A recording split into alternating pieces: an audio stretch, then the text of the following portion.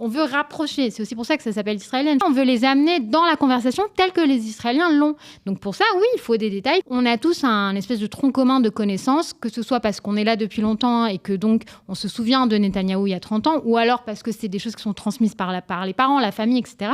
L'idée, c'est vraiment de prendre les gens par la main et les emmener avec nous dans la conversation telle qu'elle se tient ici en Israël. Comme on a des partis politiques qui se forment autour d'une personne, d'une personnalité, on ne peut pas ne pas essayer de comprendre quelle est cette personnalité, quelles sont les choses qui le poussent, dans quelle direction. Si on reprend Bennett, tout le temps, il parle de ce qu'il a vécu, de ses expériences quand il était à la Sayeret Matkal, donc dans ce commando, et son vécu quand il était chef d'une grosse start-up qu'il a vendue. Et il a fait un gros exit. Elles s'appellent Myriam Shermer et Eliana Gerfinkel. Elles sont toutes les deux journalistes. Myriam est également autrice, puisqu'elle a écrit Knesset 2026, comprendre la politique israélienne. On est ravis de les accueillir toutes les deux pour leur super podcast. C'est nouveau. Ça s'appelle Israélienne, tout simplement. Salut à toutes les deux, bienvenue. Bonjour Cathy. Salut Cathy. Alors, pourquoi un podcast israélien ? Est-ce que c'était parce que l'air du temps vous a intimé de faire ce genre de programme, ou parce que vous aviez envie d'être ensemble pour, on va dire, mettre au devant de la scène vos conversations privées ? Les deux, mon général. Non, c'est vrai, les deux. Je pense qu'on est effectivement dans une ère podcast. Les gens aiment bien les formats longs quand c'est dans des trajets et tout ça. Ça permet de développer plus. Moi, je sais que en tant que journaliste qui fait des plateaux, on est souvent très frustré parce qu'on a 2 minutes, 3 minutes pour dire quelque chose et là, on a le temps de développer. Et en plus, oui, on considérait que notre relation, elle comportait tout ça en elle-même. C'est-à-dire que les discussions qu'on a, c'est simplement l'enregistrement des discussions qu'on avait par note vocale interposée pendant très longtemps.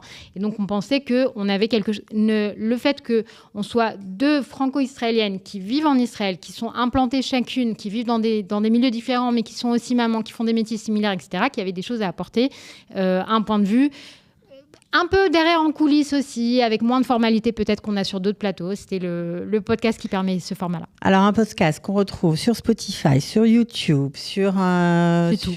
Voilà, c'est tout. Bah, OK. C'est bientôt bien, sur d'autres plateformes. Eliana, c'était une idée de parler de la politique autrement ? Ou pas seulement de la politique. Je pense que... parce que là, pour le coup, les sujets sont très politiques. Ouais, d'abord, c'est politique. Bien sûr, on va faire du social, on fera un peu de culturel, mais tout va ensemble. Et puis, il ne faut pas oublier que la République, c'est la chose publique, res publica, donc c'est la chose publique qui fait que c'est ce qui intéresse tout le monde. En fait, Myriam et moi, donc, on ne s'était pas rendu compte à quel point, enfin moi en tout cas, je ne m'étais pas rendu compte à quel point nos conversations, quelque part, elles peuvent être des fois un peu perchées parce qu'on a tout le background, on a toute la connaissance qui permet de mieux comprendre.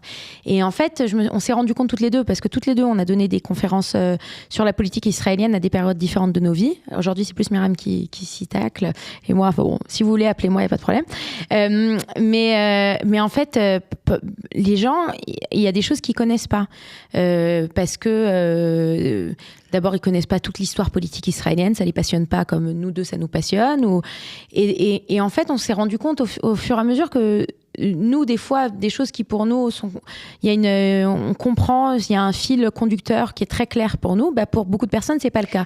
Alors, ce qui est très intéressant, c'est que vous rentrez dans la personnalité des gens dont vous parlez. Alors, vous avez parlé je donne en gros quelques sujets, Smotrich, Ben Gvir, Bibi, les Haredim et l'armée, qui est vraiment Bibi, après le 7 octobre, comment ça s'est passé ? Vous rentrez vraiment dans des sujets et puis vous donnez des détails de la vie personnelle des gens. C'est important, ça ?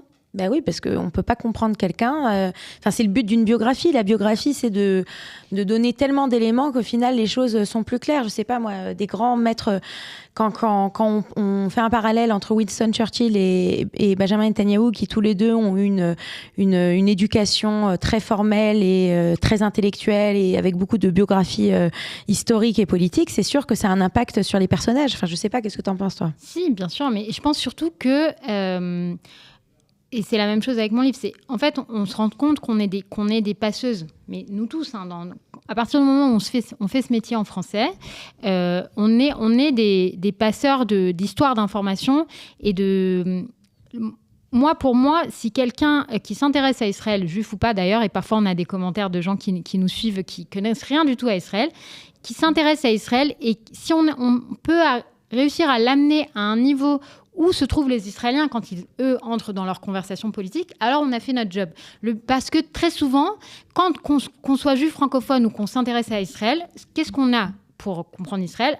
On a les médias internationaux, avec un filtre hyper, qu'il soit biaisé, où c'est traité comme un sujet international qu'on traite de loin. Et nous, on veut rapprocher. C'est aussi pour ça que ça s'appelle israélienne, je pense. Je ne sais pas si tu es d'accord avec ça, mais on veut les rapprocher, on veut les amener dans la conversation telle que les Israéliens l'ont. Donc pour ça, oui, il faut des détails.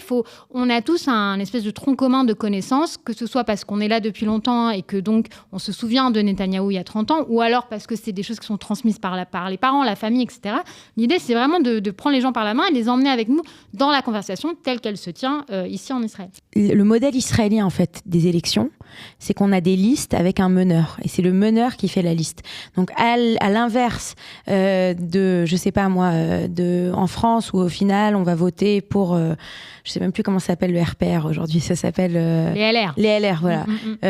On va voter pour... Une liste, un programme, des tracts. En Israël, c'est vraiment, c'est autour d'une personnalité. Et encore les députés n'ont pas de circonscription, ils ne représentent vraiment personne, en fait. Voilà, et encore plus aujourd'hui, où, comme je l'ai dit une fois dans un podcast, en Israël, on a beaucoup de partis champignons, c'est-à-dire qu'avant chaque élection, on a des nouveaux partis qui se réveillent, on se réveille le matin, et après la nuit, après la pluie du matin, on a des champignons un peu partout. C'est la même chose avec les partis politiques. Donc, comme on a des partis politiques qui se forment autour d'une personne, d'une personnalité, on peut pas ne pas essayer de comprendre quelle est cette personnalité, quelles sont les choses qui le poussent dans quelle direction. Je sais pas moi, par exemple, si on prend Bennett, tout le temps, il parle de ce qu'il a vécu, de ses expériences quand il était à la Sayeret Matkal, donc dans ce commando, et son vécu quand il était chef d'une grosse start-up qu'il a vendue et il a fait un gros exit. Donc, ça fait partie de lui. Donc, on peut pas ne pas comprendre, par exemple, la manière de libéraliser l'économie et d'essayer de rajouter des mathématiques chez tout le monde de Bennett si on sait pas qu'au final, lui, il était dans le monde de la high-tech et ça lui a réussi. Alors, justement, vous parlez toutes les deux de Bennett, de plusieurs personnalités, etc. D'ailleurs, apparemment, les portraits que j'ai vus là, c'est plutôt des gens de droite. Est-ce que c'est un podcast de droite ? Non, on a parlé de la gauche. Le problème, c'est qu'il n'y a pas de gauche aujourd'hui en Israël. Non, mais répondez à ma question. Est-ce que c'est un podcast de droite ? C'est pas un podcast droite-gauche. C'est-à-dire qu'on n'est pas là, c'est pas un podcast comme ça. On n'est pas là pour argumenter de chaque côté, comme on peut avoir quand on se retrouve dans d'autres émissions, etc., où on est là pour débattre. C'est effectivement un podcast de plusieurs nuances de droite. Il n'y a pas de doute là-dessus. Mais après, j'ai envie de te dire, c'est un peu ce qu'Eliane a dit. C'est-à-dire que la gauche israélienne aujourd'hui, la vraie gauche classique, au sens du terme, c'est 10 mandats, les bras levés. Donc, ça veut dire qu'en fait, le reste, c'est 50 nuances de droite. Donc, en fait, j'ai envie de dire qu'on représente le mainstream israélien, chacune avec son positionnement, une religieuse qui ne l'est pas, avec tout ce que ça comporte comme nuance et comme débat. Mais on est, je pense, vraiment... on n'est pas positionné idéologiquement comme podcast, on n'a pas l'intention de l'être. Non, mais un autre truc aussi, c'est que, les gens qui ne savent pas, je vais vous dire quelque chose sur moi. J'aime beaucoup l'histoire. L'histoire juive. Sans blague. Voilà. On savait pas. Et donc, en fait, souvent, quand on a des discussions avec Myriam, et c'était même avant, moi, j'ai toujours la perspective historique qui m'intéresse. C'est ça qui m'intéresse. Donc, c'est ça que je vais chercher. Et dans le podcast, on fait la même chose. C'est-à-dire que Myriam, elle est très forte pour se souvenir des sales coups qui ont été faits à droite, à gauche, Moi, j'ai la perspective historique, et dans le podcast, moi, j'essaye pas de dire vraiment tout ce que je pense, à part certaines choses qui m'énervent, mais bon, au final, je vais pas me voir dire dans le podcast, par exemple, pour qui je vais voter aux prochaines élections ou pour qui j'ai voté aux dernières élections. C'est pas du tout le but. Ça n'empêche pas les gens de nous demander, très souvent, les gens. Alors, non, bien sûr, les gens veulent savoir. Mais en tout cas, vous donnez une indication de dire que c'est 50 nuances de droite, on retient. Non. Bah si. Non, mais c'est pas ce qu'elle dit. Non, ce qu'elle a dit, Myriam, elle a dit que, étant donné qu'aujourd'hui, la représentation à la Knesset de la gauche n'est pas et dans tout petit nombre, on ne peut pas parler. Mais vous êtes aussi l'illustration de la majorité du pays. On peut dire ça mais je pense que de toute façon, tu parlais de tout à l'heure, c'est l'ère du podcast. On est dans une ère de transparence quand même beaucoup plus qu'avant. On a toutes les deux la réserve effectivement plus française de dire je dirai jamais pour qui je vote, contrairement à certains journalistes israéliens qui le font allègrement. Nous, on le fera pas, mais en revanche, oui, je trouve que c'est bien d'être c'est bien de dire ce qu'on pense aussi, dans le sens où les auditeurs sont en demande de ça. C'est-à-dire, mais donne-moi le fond de ta pensée, où tu en es exactement, pour que ce soit honnête. Alors, qu'est-ce qui a le mieux marché depuis que vous avez commencé ici c'est Bibi. Il y en a une dizaine. Ouais. Hein. Quand on parle de Bibi, c'est Bibi qui intéresse, c'est Bibi qui intrigue. Il faut pas non plus se leurrer, hein. C'est pas pour rien qu'il est là où il est. C'est-à-dire que c'est un personnage qui ne laisse personne indifférent. Alors, justement, dans le 10e podcast, vous le comparez à la coriandre. Ah oui, alors c'est pas de nous, hein. C'est pas de nous. Hein. Oui, c'est pas de vous, mais c'est pas de nous. Mais effectivement, la coriandre, on adore ou on déteste. Moi, personnellement, je déteste. Si je fais que je la sentir dans le plat. Moi, j'aime beaucoup. Non, eh ben non. je note pour Shabbat. Je note pour Shabbat, exactement. Mais ça laisse personne indifférent. C'est-à-dire que tu rencontres rarement des gens qui sont neutres par rapport à la coriandre. Netanyahou, c'est la même chose. Et effectivement, après, que ce soit une question de reconnaissance ou tout simplement le nom, ça attire des gens sur les réseaux sociaux parce que parfois ils connaissent pas d'autres noms. Mais oui, c'est un peu le soleil autour duquel toute la galaxie de la classe politique israélienne s'organise. C'est une évidence. Tant que Bibi ne se représentera pas aux élections, au final, hein. Même, je pense que quand il est en challenger, c'est un challenger difficile. Il y a beaucoup de choses qui tournent autour de lui. On l'a vu la dernière fois. Il a réussi à faire tomber le gouvernement du changement de Bennett et Lapid. Mais tant que exactement ce que Myriam a dit, c'est l'astre solaire. Et tant que ce ne sera pas la nuit, on ne verra personne d'autre. Et je pense qu'il y a un besoin en Israël de renouvellement politique.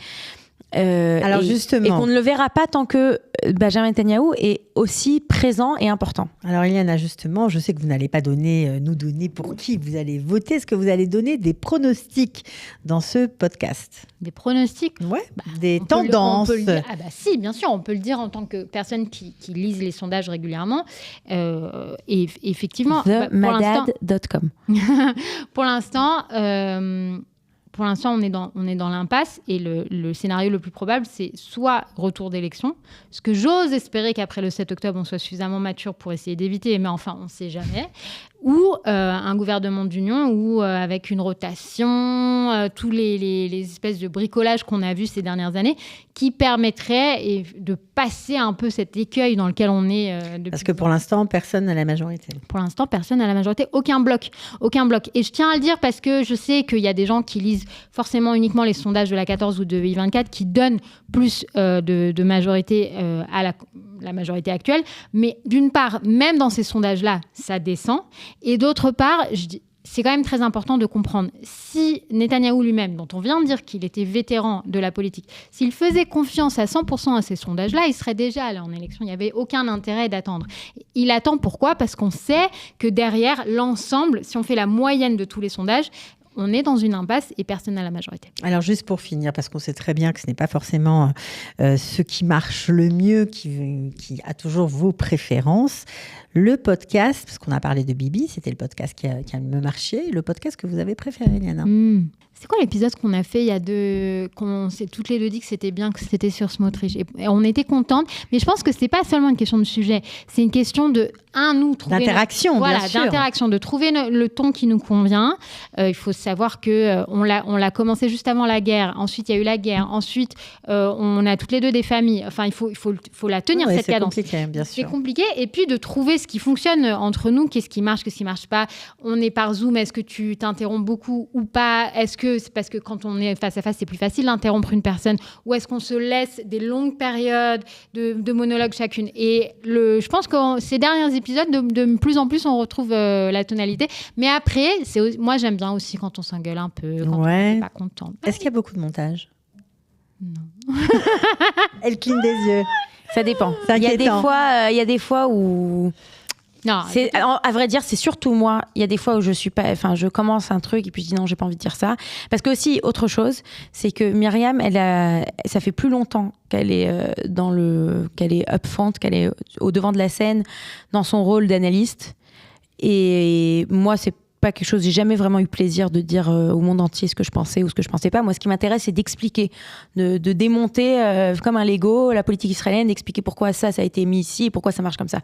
Et donc, des fois, quand je me lance un peu trop, ça m'énerve et donc je m'efface. Non, mais moi, j'ai des tics de langage qu'il faut enlever. Je fais des phrases trop Non, longues. D'accord. Franchement, Mais aujourd'hui, on laisse tout. c'est aussi le plaisir du podcast. C'est aussi le plaisir du code Mais on a naturel. C'est une grande conversation qu'on a entre toutes les deux. Voilà, c'est ça. À quel point les gens, ils ont envie d'entendre le truc brut de fonderie.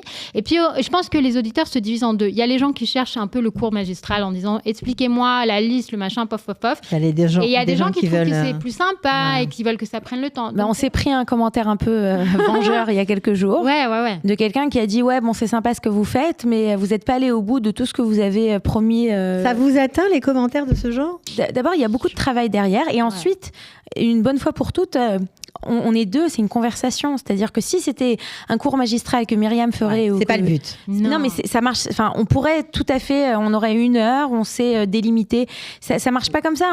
On passe un peu du coq à l'âne. On a un fil conducteur, mais on va passer du coq à l'âne. On va essayer de parler de tout. Et puis, on va avoir... Il y a des choses qu'on a envie de dire. C'est pas académique, on va dire. Non, c'est pas le but, c'est pas... Mais encore une fois, israélienne. Est-ce que les Israéliens sont académiques ? Je ne crois pas, non. Les Israéliens sont académiques ? Non, pas trop. C'est ça. Donc c'est aussi la façon dont on fait de la politique ici, dans notre pays, c'est de la discussion comme ça, informelle. Bon, alors on mettra bien évidemment le lien du podcast Israélienne sous la vidéo, si ça vous a plu, si vous avez envie d'en savoir plus. Je veux dire un dernier truc, Cathy. C'est intéressant, oui. Alors on essaye d'enregistrer et d'avoir un épisode 1 fois par semaine, ça, c'est important.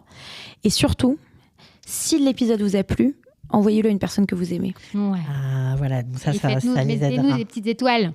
Voilà, des étoiles et des commentaires. Des likes et des commentaires. Ok, je pense que le message va bien être accueilli et je pense que tout le monde va s'exécuter. Merci d'avoir été avec nous. Merci Cathy. Et bravo pour le travail. À très bientôt. Merci.